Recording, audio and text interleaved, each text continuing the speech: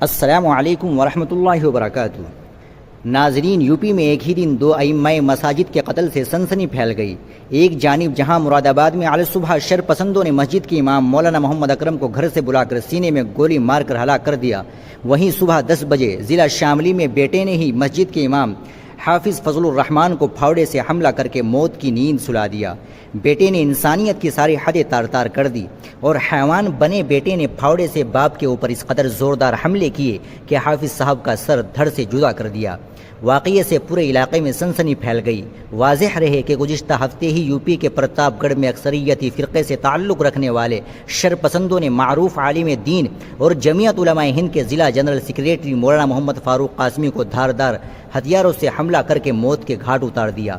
UP میں پے در پہ رونما ہو رہے ان افسوسناک واقعات سے جہاں یوگی حکومت کے قانونی نظم و نسق کے بڑے بڑے دعووں کی پول کھلتے دکھ رہی ہے، وہیں علماء برادری میں سخت بے چینی اور رنج و غم کی کیفیت اور تکلیف محسوس کی جا رہی ہے۔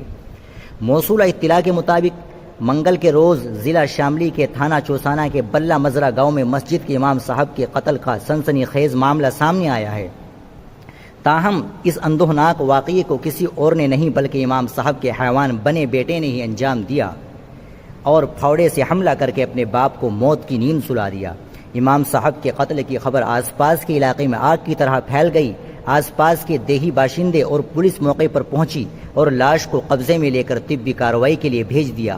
اطلاع کے مطابق علاقے کے ایک گاؤں کی مسجد میں امامت کا فرائض انجام دینے والے حافظ فضل الرحمان آج صبح سویرے اپنے بیٹے جنید کے ساتھ کھیت میں گئے تھے۔ وہاں کسی بات کو لے کر باپ بیٹے میں آپس میں جھگڑا ہوا، تب جنید نے اپنے والد صاحب پر پھاوڑے سے حملہ بول دیا اور اس نے بار بار شدید حملہ کیا، جس کے نتیجے میں امام صاحب کا سر بدن سے الگ ہو کر دور جا گرا۔ ایک ویڈیو ایسی بھی سامنے آئی ہے جس میں امام صاحب کی لاش بالکل عریانی کی حالت میں پڑی دیکھی۔ واقعے کے بعد ملزم موقع سے فرار ہو گیا۔ پولیس کے مطابق ملزم کی تلاش جاری ہے۔ واضح رہے کہ 60 سالہ حافظ فضل الرحمان پاس ہی کے گاؤں ججولہ میں واقع دینی مدرسے میں مدرس اور ایک مسجد میں منصب امامت پر فائز تھے۔